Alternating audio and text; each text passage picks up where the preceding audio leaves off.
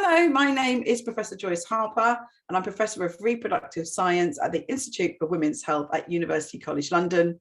And I am co-founder of the UK Fertility Education Initiative and founder of the International Fertility Education Initiative, and author of the book called Your Fertile Years, which was published last year in 2021. And I have made this video as this is something that I'm taking into schools, probably suitable for years 10 onwards through to sixth form. And I've aimed this to be part of the PSHE curriculum, which I'm sure teachers will know now is included in the Department for Education curriculum. So I have made this video to show you what I can bring to the classroom for a 50-minute session with students to discuss some of these issues. So a little bit about me. I did a degree in biochemistry and then my PhD at King's College London. And when I started work, I initially worked as a clinical embryologist. So that's the person in the fertility clinic laboratory who takes the eggs and the sperm, mixes them together, helps create the embryos, freezes eggs, sperm and embryos, and does a number of other jobs. But I've always been very passionate about teaching and joined UCL many years ago. And I've been Director of Education there for over 25 years. And in 2022 onwards, I really want to be working with schools to help deliver fertility education and also provide other resources that schools can use to help educate young people about their fertility. And this is important whether they want children or not. Reproductive health is really important, and it's as I said, it's important whether they want children or not. So I'm going to give you most of the talk. I have made the talk very interactive, so I use Mentimeter. It's a bit like Kahoot. I did used to use Kahoot, and Mentimeter gives you an instant show of how people are answering the question. And there's no time lag where you've got to wait for everyone to respond, and people don't need to put in their names, so it's totally anonymous. So I found it much more useful to use within schools and to hear what young people are thinking about what I'm talking about. And during this talk, I'm going to show you just some of my research that I've been doing around this area. So I think it's good for the children to learn what it's like to be a scientist and to do research and to look at research data. If you would like me to come and give this talk in your school, it would be a real pleasure. We are also running a survey for sixth formers to ask them what they've learned in school. So I'd love you to do that, but ideally before I come, because otherwise it will influence the results if they do it after hearing my talk. You can contact me on Twitter or Instagram at Prof Joyce Harper, or my email is joyce.harper@ucl.ac.uk. So in the talk, I'm going to go through the fertile years. I'm going to talk about male and female fertility and infertility, a little bit about the menopause. Now, I've got two sons in year 11, and they've told me that some of their friends don't know what the menopause is, so I will explain that to them. And then I'll talk about education and well-being. And I'm going to talk about heterosexual family building, but also very much LGBTQIA. If anyone in those communities would like to have children, I think it's really important to teach them how they can have a family. So this is the first question I'm going to ask the young people. Do you think that you might want children in the future? And I think it's really important to emphasize that not everyone has children. Some people make a very conscious choice not to have a family, and that's absolutely fine. And some people also change their mind one way or the other. And this can often depend on their partner, whether they have a partner or their partner's views. So this is very fluid, and I just want to get an idea what children are thinking now. And in the schools I've done this in so far, the vast majority have said that they do want to have children in the future. So to make a baby, we need eggs, sperm, and a womb. And the situation for men and women is very, very different.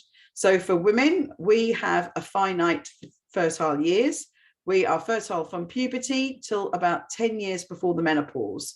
So the average age women go through the menopause is age 51. So by women's early 40s, the majority of women will start to experience infertility. And women only ovulate 1 egg per month. We have about 500 menstrual cycles in our lifetime, very, very roughly. So we ovulate about 500 eggs. And if something goes wrong with our eggs or we're not ovulating, then it is possible to have fertility treatment with egg donation, where someone has donated their eggs. There's lots of checks and things that are done. And via a fertility clinic, egg donation is a very popular option if the egg of the woman who wants to get pregnant is not working. And if we look at sperm, we have a very, very different situation. Men are fertile from puberty until death. Their fertility does go down slightly. It might take longer to get their partner pregnant, but most men stay fertile their whole life. And they also produce a huge number of sperm. So about 100 million sperm per ejaculate. And there are men that have infertility problems. About half of infertility is male and half is female. And well, about a third of each. And then a third is both. So if a man has either no sperm in his ejaculate or a very low sperm count, or his sperm aren't functioning properly, then we can also use a donation, as we can for women. And here we use sperm donation. And this has been going on for many, many decades. And there's lots to say about donation, but in this talk, I'll just stop there. So also the LGBT community and single people who want to have a child may use donor eggs and donor sperm, but we also need a womb. So interestingly, the womb does stay fertile past the menopause. So women who are in their 40s and 50s and even 60s can get pregnant using a donor egg from a younger woman, and they can carry that baby to term. It's not highly advisable. Our bodies change a lot as we age, and it can be a very high risk pregnancy, but it is possible. But if the woman's womb is not working well, or if we have a single man or a same-sex male couple, or also other situations, then we may need to use surrogacy. And surrogacy is something that most schools do cover in their PSHE curriculum. But I will just add to that by just summarizing the two types of surrogacy. The first type of surrogacy is traditional full surrogacy, where the surrogate will use her own egg. So the baby will be a genetic link to her and will be a baby that she carries to term and then gives to the couple who want the child or the person who wants the child. But there's also possible to have surrogacy where there's no genetic link with the surrogate. So the woman who wants to have a baby may use her own egg, or they may use a donor egg and create an embryo that's of no genetic link to the surrogate, and the surrogate carries the child for them for 9 months. Now, I think you can see that surrogacy is a very complicated procedure. There has been problems, ethical and legal problems with surrogacy globally. Again, I haven't got time to go through them, but it is something we need to think about. But maybe in the future, we may have an artificial womb. People are certainly researching into this. It may not happen in my lifetime, but it may happen in some of our audience's lifetime, that we could have an artificial womb. And there are womb transplants that are already being quite successful in various countries, where a womb can be transplanted to another person to help them carry their own baby. Now, I want to talk a bit about femtech. Femtech is the use of digital technology to help women's health. And there are several apps that I want to talk about. There are the main two apps are apps that are monitoring the menstrual cycle, and these are period tracker apps or fertility apps. So another question for the audience, for those of you that have periods, have you ever used an app to monitor your periods? Yes, no, or not sure. And certainly in the study that I have done on this, we have found that a large number of young people do use the app. So this is a survey that we did last year, 2021, And we asked people if they, what age they started using the app. And you see that's really common to use this when you are a teenager. So the menstrual cycle is really important for reproductive health of anyone who has periods. And there are two main events, the period and ovulation. So ovulation is when the egg is released from the ovary, and that egg is needed then to make a baby. And our textbook understanding of ovulation, and this is very much what children are taught in school, is that the cycles are 28 days and ovulation is around about day 14, and that anything from day 21 to 35 days are considered normal. But I was very aware that this data, this 28-day and 14-day data, was very old and had come from very small studies, and that we now had femtech around where these companies were collecting millions of menstrual cycle data. So I went to a company called Natural Cycles. They actually are using an app for contraception and fertility. So they don't just look at the dates of the menstrual cycle, they're also using a marker to find out when the women are ovulating. And I'll come back to that in a moment. So I went to them a few years ago and I said, can we have a look at your huge number of menstrual cycles that you have and look at the length of the cycles and when ovulation is, and really update the characteristics of menstrual cycles. And what we found in our study, and others have repeated similar studies with other apps since this was published, we found that only 13% of people had menstrual cycles that were 28 days. 65% of cycles were between 25 to 30 days. But the most important finding that we found was that ovulation was nearer day 17 rather than day 14. We found ovulation as early as day 10, and it went on quite late depending on if people had a very long cycle. So it's really time to rewrite our textbooks, and also to let young people know that if they don't have exactly 28-day cycle, they don't need to worry. But what's really important is that people are aware that ovulation can happen at any time, and it really depends on the individual. We're all different. We're not so digital that we can fit in exactly what an app is saying. And what's really important for young people to understand is that it is possible to get pregnant at various times of your cycle. So we often hear of the discussion about, oh, well, you can't get pregnant if you have unprotected sex if you're on your period. Well, it is actually possible. So imagine you have a 5-day period and you ovulate on day 10. You could actually get pregnant if you, because the sperm survives in the female genital tract for about 5 days.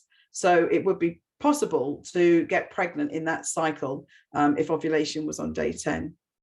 So we asked in our survey, does the app accurately predict the start of your period? And we see here that there's a few that never got it right, already got it right, and right about half of the time. But for just over 60%, it got it right most of the time, and just a few percent got it right, always right. So the first take-home message really is to understand that if the app is telling you your period is later or earlier, don't worry too much. It's not a perfect system, and so there are going to be variations. But if you're worried about any of this, then you should absolutely go and see your doctor. So then I will ask people, if you have used a period tracker app, does it tell you the day you ovulate? And most of the people that have answered this so far have said yes. And so in our survey, we asked people what was the best thing about using the app. And most said to know when their period was arriving. I think it's good to be prepared and to be able to do that. Some said to help understand their body, but almost 20% said to know when I'm ovulating. And I want to show you everyone the second most important message in my talk is that an app that's just monitoring your period dates cannot tell you when you're ovulating. So our research with Natural Cycles and other research we've done that I'll show you really shows that looking at dates is really not helpful. So the fertile window is classed as 6 days. So in any cycle, there's about 6 days that a woman could get pregnant. So it's 5 days before ovulation, and it's the day of ovulation. And I will see if anyone's paying attention and ask why it's 5 days before. And in the talks, most of the time, people have realized, yeah, it's because the sperm can last for 5 days in the female genital tract.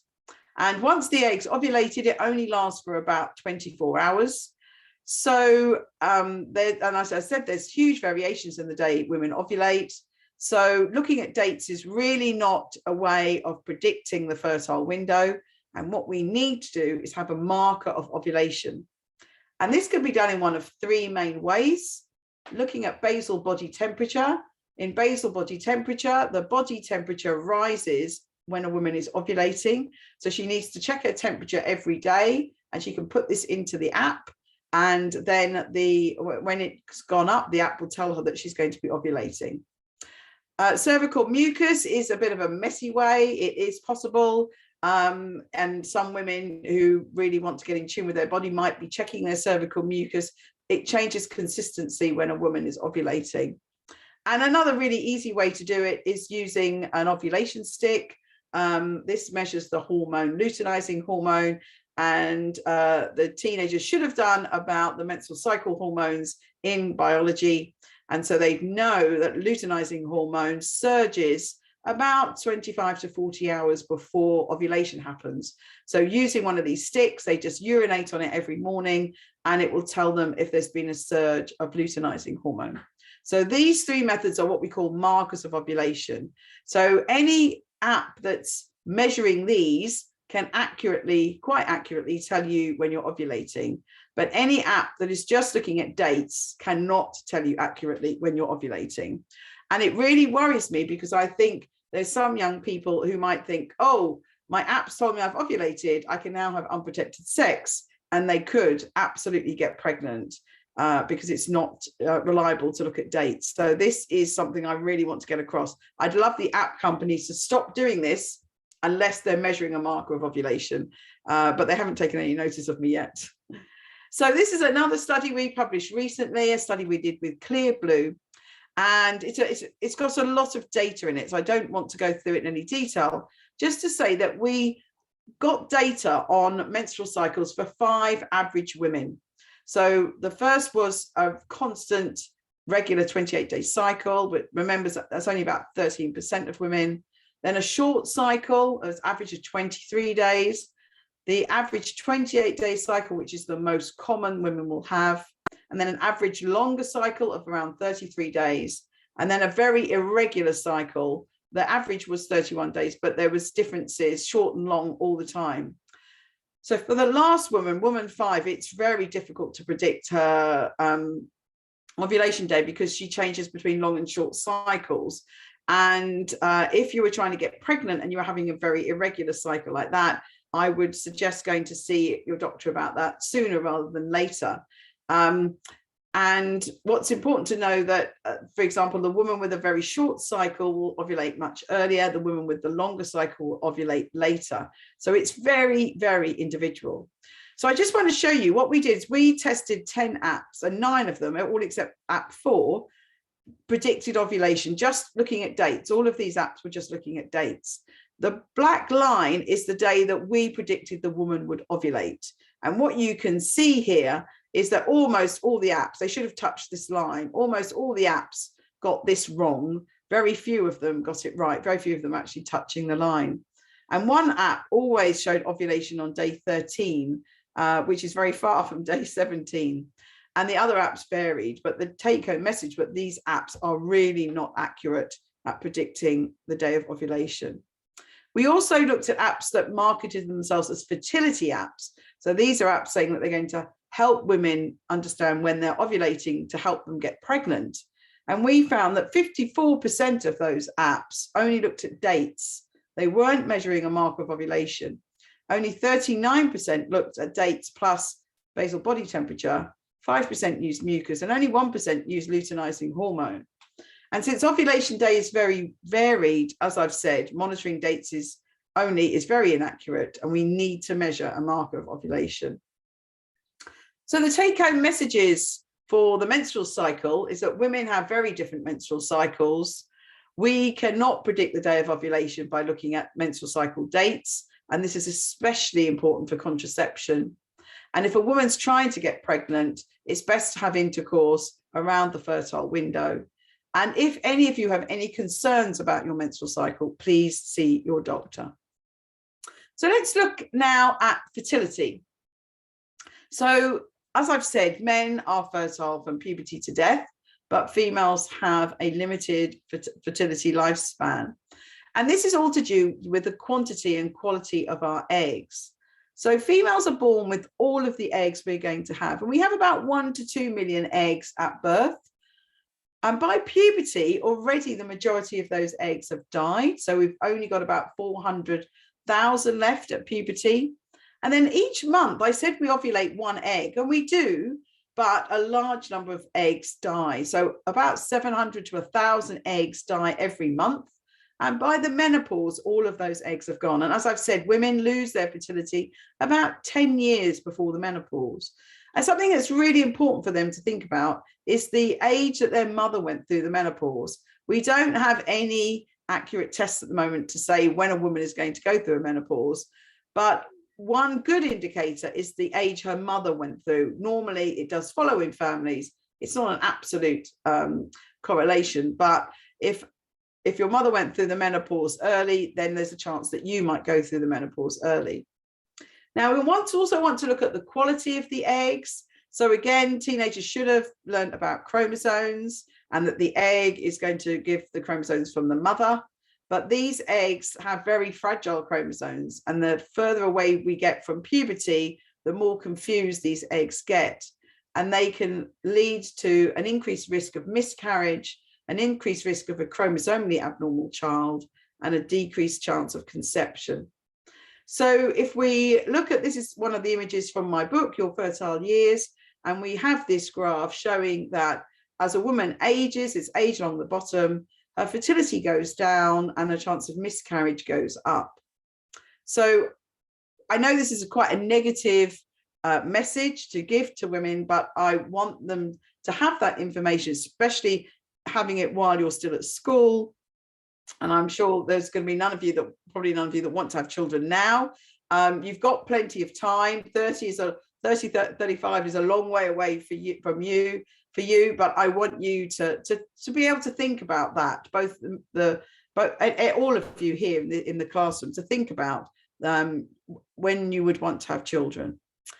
So the mean age that women have birth of the first child across the world has really increased over the last few decades. So the black diamonds are 1970, the white diamonds are 1995, and the blue bars are 2017. And what we can see is that almost every country here, the age that women are having their first child has gone up.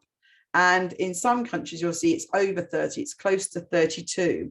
So that's very dangerous, because that means that they might not get pregnant and they might miss the boat and they might be childless. Or they might have a family size smaller than they had hoped for. So we have been asking men and women their attitude to having children, and the average age they wanted to have children was age 30. And when we asked them about this and what factors affected this decision, you'll see at the bottom here, it's normally about developing their career and not being financially ready. There's lots of things people want to do before they start having a family. And that's certainly something that, there's things they want to do, and there's life choices they want to make before they settle down, which is totally acceptable, obviously. So if they are having fertility problems, as I've said, they can go through assisted reproductive technology, and the main procedure is in vitro fertilization. I live near Cambridge, and this is Bourne Hall Clinic, which is the world's first IVF clinic. And this is where Steptoe and Edwards set up their clinic after the birth, or around the time of the birth of Louise Brown. So this is Louise Brown, the world's first IVF baby, was born in the UK. And I asked the audience if anyone knows what year she was born in. Some of them get it right, 1978. Now, this is another bit of a doom and gloom, unfortunately, but this is data from the Human Fertilization and Embryology Authority, and they govern fertility treatment in the UK. And I do lots of work with the HFE. I'm on several of their committees, and I've worked with them for many, many years. And the first graph here is showing you the live birth rate, depending on patient's age, using her own eggs. So these are the ages here. So we see that the highest chance of success is for the under 35s, and that this goes down as the woman ages. And a woman over 43 has just a few percent chance of getting pregnant. So she's got over 95, 97% chance of not getting pregnant through fertility treatment. So that's something that is really important to be aware of. But if they use a donor egg, so donor eggs are from women under 35, they're not surprising, their chance of having a birth is around the same as any woman under 35. Now, these are two women who had egg donation and carried their own children. As I said, the womb stays fertile for most women for their whole life. So I also asked for a show of hands whether anyone in the audience has heard about egg freezing. And egg freezing is something I've published some papers on it in the past, and I call it Plan B, not Plan A. So these are my students at their graduation. And what I really hope is that we don't have a situation where as soon as a young person graduates, we send them off to the fertility clinic to freeze their eggs. I don't want that. That would be Plan A. I want egg freezing to stay how it's used at the moment in most countries, and that is if a woman has got a reason for not being in the situation to have a child now. For example, most people in the UK that freeze their eggs are actually ready to have a child, but they don't have a partner, or they don't have a willing partner. So that's Plan B. Plan A would be to have a child now if they had a willing partner. So also in the UK, at the moment, there's an arbitrary 10-year limit for women who have frozen their eggs. So they can only freeze their eggs for 10 years. So if you freeze them when you're 25, you have to use them by the time you're 35. But there's been a lot of moves over recent years to change that legislation. It's something that I myself have been trying to battle. And we think that the Parliament will change that. Hopefully, I'll be optimistic in 2022. So at the moment, egg freezing is expensive. It's about, it really varies, but probably about between 5,000 and 8,000 for one cycle. And you do need more than one round. You do need a few rounds to give yourself a better chance. But even then, it's no guarantee that you will have a baby at the end. And at the moment, there are regulations in the UK and other countries. So as I said, Plan B, not Plan A. And I also think of, we're doing fertility education to try and prevent infertility. And so people don't end up in the fertility clinic. And egg freezing is going to see a big increase in people going to the fertility clinic to have their eggs frozen and to have their children using those frozen eggs. But all this doom and gloom I've said about female fertility and about eggs, egg quality, may be redundant in the future. There is a lot of work being done on whether we can make eggs and sperm from stem cells.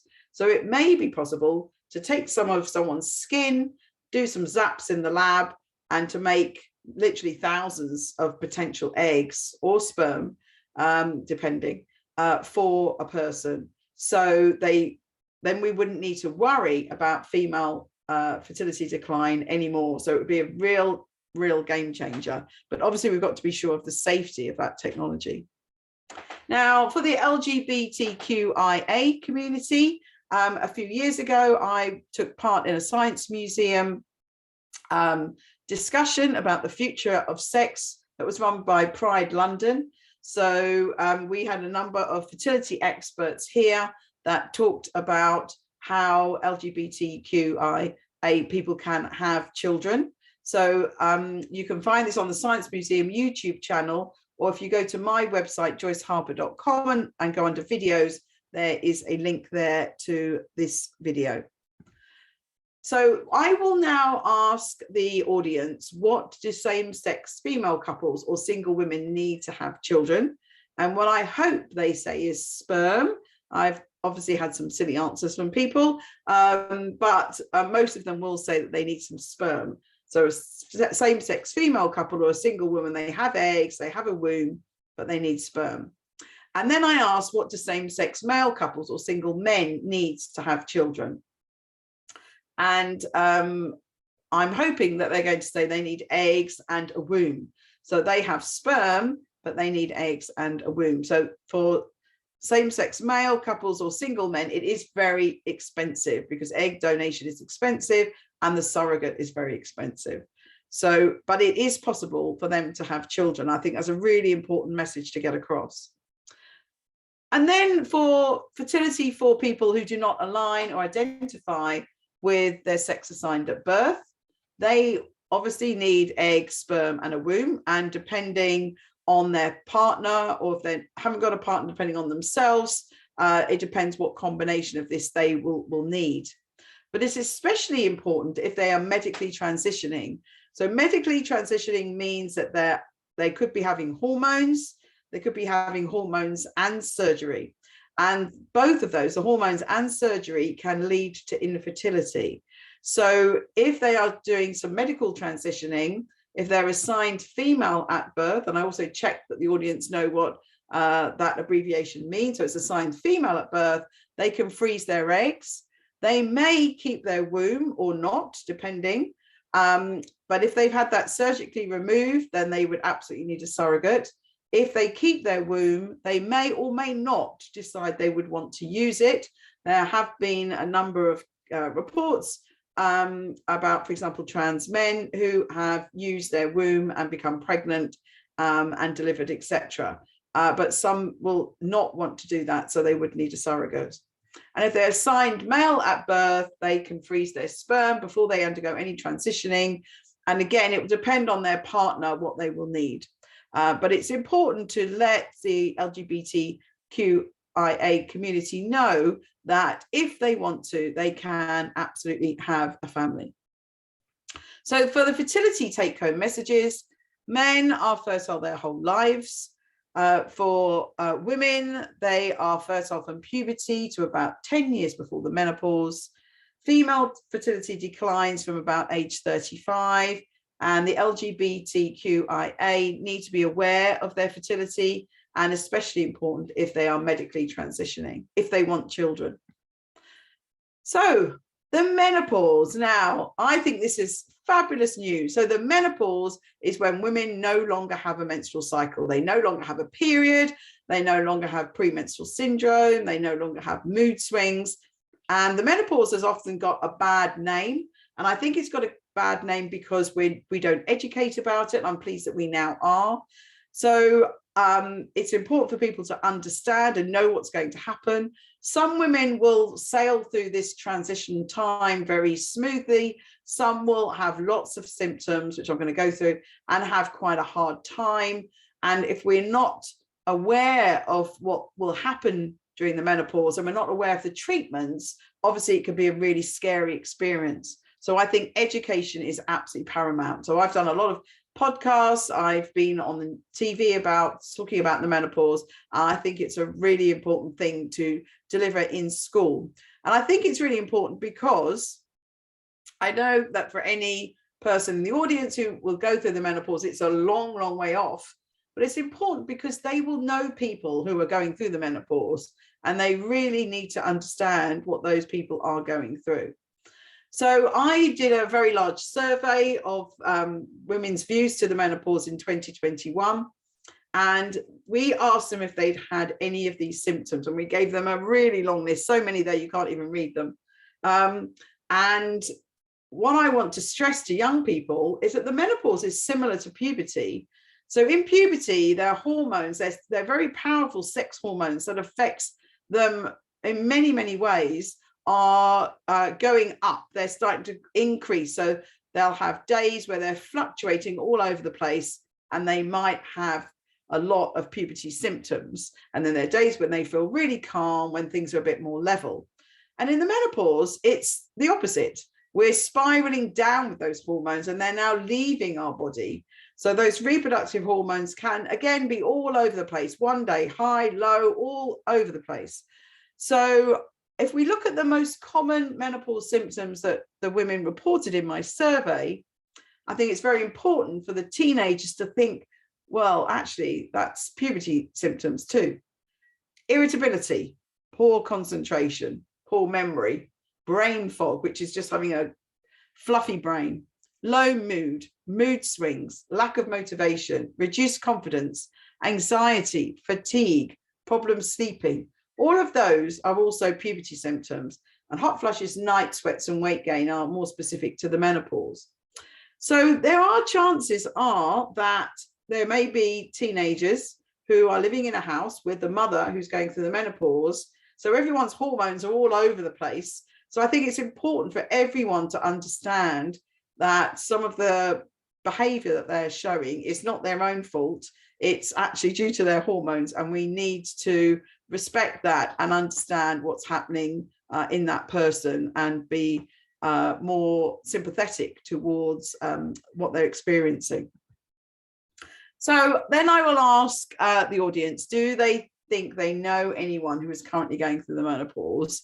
We have a variety of effects of answers here, most of them saying yes, or they don't know.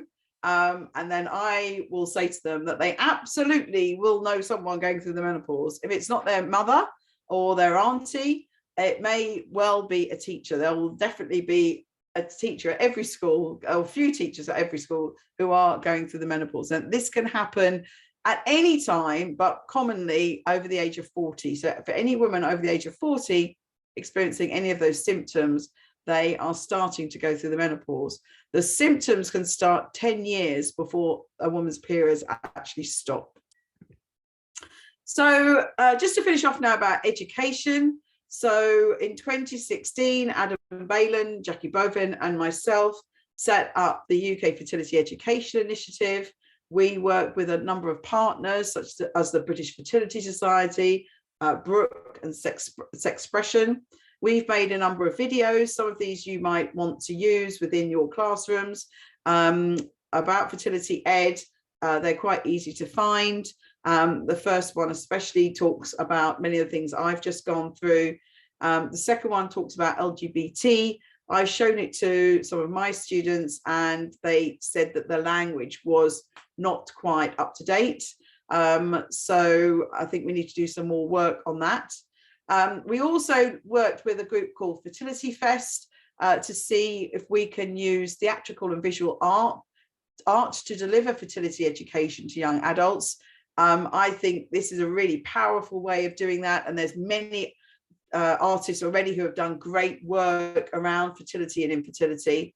But obviously we all know that's very expensive, and it's a real labor of love, I think, to be able to bring this nationally. I know there are some groups, brilliant groups, that come into schools and do things.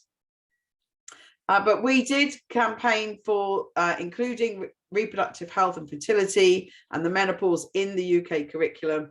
And we're really pleased that the Department for Education has included this sentence about that we need to teach the facts about reproductive health, including fertility and the potential impact of lifestyle on fertility for men and women and the menopause in the PSHE curriculum.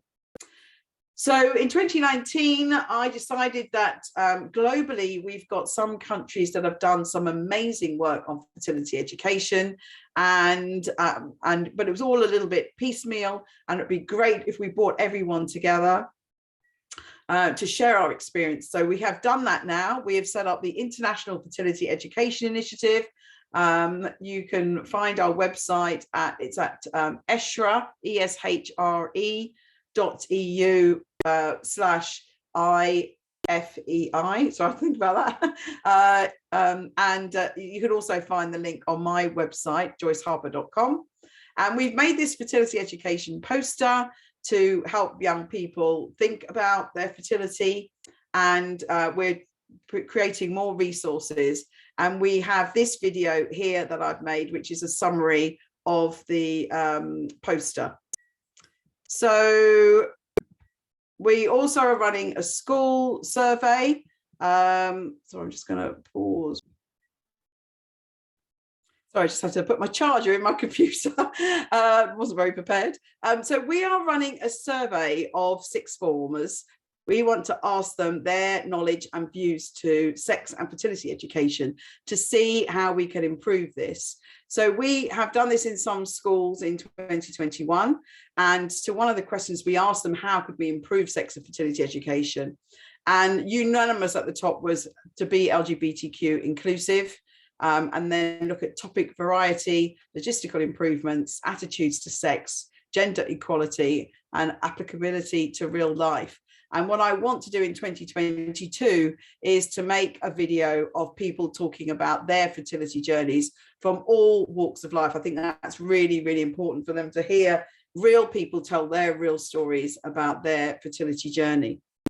So if your school would like to take part in this survey, it's all done online. I just send you a link and you just ask the sixth formers to fill it in, ideally in the classroom. If you give it to them and ask them to do it at home, most aren't going to do it, but if you could do it in the classroom, it takes about 15 minutes. And then what would be great is that I come and follow this up with them, not talking about their answers to their questions at all. It's totally anonymous, but giving them this talk so they can think about these things a bit more. And then very finally, looking at after our reproductive health, it's absolutely important for our whole life to look after what I call our 4 pillars of well-being, which are nutrition, which includes eating healthy food, not eating too much processed food, low alcohol, and I also put smoking in there. Smoking seriously affects the menstrual cycle and menopause and fertility. Moderate exercise, it's really important to exercise to keep our reproductive system really good and healthy and our whole body healthy. Sleep obviously is really important. I know teenagers never sleep enough, but it is really, really important to get enough sleep and also to look after our mental health and really be sure that we've got all of that under control. So it's really important at any time of our life. It's really important if people are having problems with their menstrual cycle, if they're trying to get pregnant, it's important to make sure this is all under control. We call this preconception health. So the health before we conceive. During pregnancy, it's important, but also around the menopause. It's really important for women to be aware that their reproductive health is really important, their well-being is really important, and it can definitely reduce some of the menopause symptoms. So our take-home messages are that education about reproductive health is really important. I certainly want to prevent infertility. I want less people to end up in the fertility clinic. I went through 7 years of fertility treatment to have my children, and I really don't wish that on anybody. It's really no guarantee of a child. It's very expensive, rarely paid for by the health service, and it's a really, really hard journey to go down. And so I want people to make informed choices. I would never tell anyone what they should or shouldn't do with their own lives. It's very much their decision about what they want to do. But I just want to make sure that people have the information so they can make an informed choice about their fertile years. So this is my team that do lots of this work with me. And also I've reported on some of the work that my master's students have done. This is Michael Rees, who is a professor at the Institute of Education, and I'm working really closely with him and our PhD student, Rena, who's doing a lot of work around the school survey, etc. So the very last thing is just to say, if anyone wants to contact me, I'm on lots of social media at Prof. Joyce Harper. And again, you can go to my website, joyceharper.com, find my email there. But in case you wanted, again, it's joyce.harper@ucl.ac.uk. And I also do a lot of articles and blogs on a website called globalwomenconnected.com. And I'm trying to venture out to TikTok. I have done one video. I want to do lots more. So I'm hoping some young people are going to work with me to make some TikTok videos. So the very last thing, just to close, is to ask the audience if they have any more questions that they want to ask. I've had some really great questions, such as how long is the menopause? Someone asked about how intersex people can have children.